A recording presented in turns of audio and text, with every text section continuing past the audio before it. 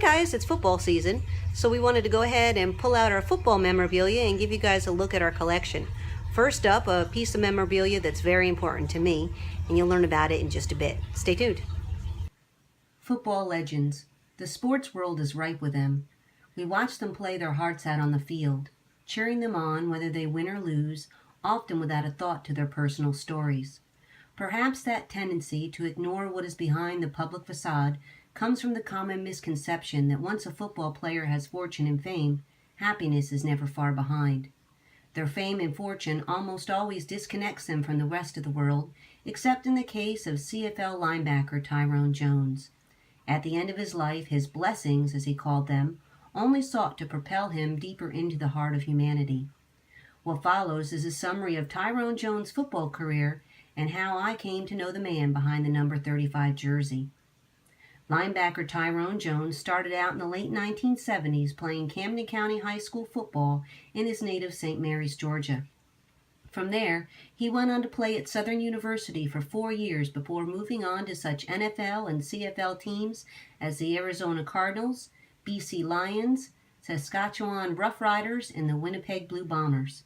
Inducted into the WFC Hall of Fame in 1999, Jones is celebrated as having made 98 sacks in his career, with the Blue Bombers earning him the venerable distinction of a Winnipeg career sack record. Considered a 5-time Division All-Star, Jones can also lay claim to several other records and titles, including the Grey Cup MVP in 1984 and CFL Top Defense Player in 1985. He saw his team to 2 Grey Cup championships before hanging up his number 35 jersey in 1993. Afterward, his true zeal for the sport did not diminish. In the mid-1990s, Jones parlayed his 2 great loves, football and family, into one when he accepted a coaching position at Morgan University under his cousin Stump Mitchell. He then went on to serve as a guest coach with his beloved Winnipeg Bombers in 1999. Always known to be a skilled game changer, in January 2005, Tyrone Jones received news that would forever change his personal life.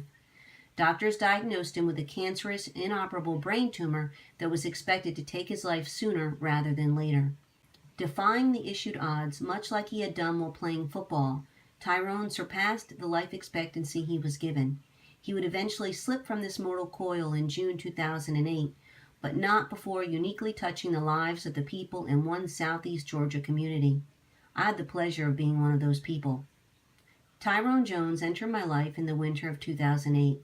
At that time, I was working as a director of social services at a healthcare facility and as such became his social worker. A remarkable man with an unending compassion for others and an unwavering desire to inspire, Tyrone was unlike any client I had ever worked with. He did not concern himself with his grim prognosis, wallow in self-pity, or spend hours reliving his glory days. Instead, he chose to focus on making the world a better place to live 1 hour at a time. Normally, watching an ailing person dragging a series of health-sustaining life equipment behind him would elicit pity, but Tyrone Jones would have none of that. He didn't need or want people's pity. He needed their attention, because he was a man with an urgent message to deliver. He told me that his life had been full of more blessings than any man could ever hope for. Among those blessings was a successful football career, beautiful children, good friends, and a loving family to support him. He went on to explain that he longed to talk to people in the hopes that doing so would make them realize that they too have blessings to be thankful for. He wanted to show as many people as possible that life's moments, no matter how infinitesimal or seemingly painful, were meant to be cherished. Tyrone asked me to help him get his message across by finding people to talk to and organizations to volunteer for. I obliged with his wishes, and before long, Tyrone was spending as much time uplifting others and volunteering as his cancer-ridden body would allow. He delivered his message with such infectious enthusiasm that before long, others who had all but given up on life started following his lead. Soon, others in the healthcare facility also started volunteering and spreading Tyrone's message. In the end, his final efforts raised both funds for the American Cancer Society and awareness of the sanctity of life's moments. Now that he has since passed on, many people remember certain aspects of the football legend in their own way. For me, one thing about the man will always remain clear. Whether he was on the football field or off, Tyrone Jones never lost sight of the ball. After Tyrone Jones' death, the CFL Winnipeg Blue Bombers started a scholarship in his honor. Those that would like to learn more about the Tyrone Jones Scholarship and the Never Alone Foundation should log on to the Winnipeg Blue Bombers website. As for this photograph, here's how I came about it. Ask anyone that ever knew Tyrone Jones, and one thing becomes clear: he was a talker, and his illness did not change that. As his social worker, this was a good thing for me, but it was a problem for some of the other residents because Ty made frequent use of the facility's sole resident telephone. My solution to the situation was to give Ty unfettered access to my office phone. As a courtesy to me, he would often wait to use the office phone while I was at lunch or in meetings. Regularly, I would return an hour later to find Ty right where I left him, still on the phone. He went on like this up until the time he was scheduled for discharge to a nearby hospice facility.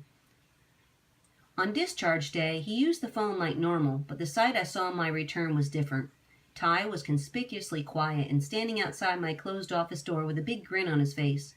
When I approached him, he burst into conversation and announced that he had a surprise waiting for me in the office, but I couldn't go see it until he left.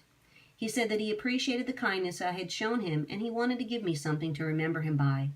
I followed his wishes and waited before opening the office door. There, in the center of my desk, was Ty's gift to me, an autographed photo of himself placed in a simple black frame.